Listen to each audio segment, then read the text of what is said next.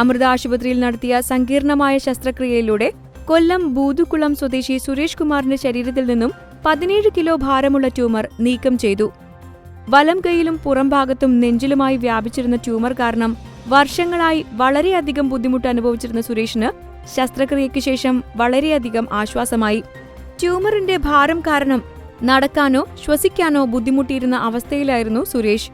Plastic and reconstructive surgery വിഭാഗം മേധാവി doctor Sandeep വിജയരാഘവന്റെ നേതൃത്വത്തിൽ വസ്കുലർ സർജറി, കാർഡിയോവസ്കുലർ, തൊറാസിക് സർജറി വിഭാഗങ്ങൾ സംയുക്തമായാണ് സർജറി നടത്തിയത്.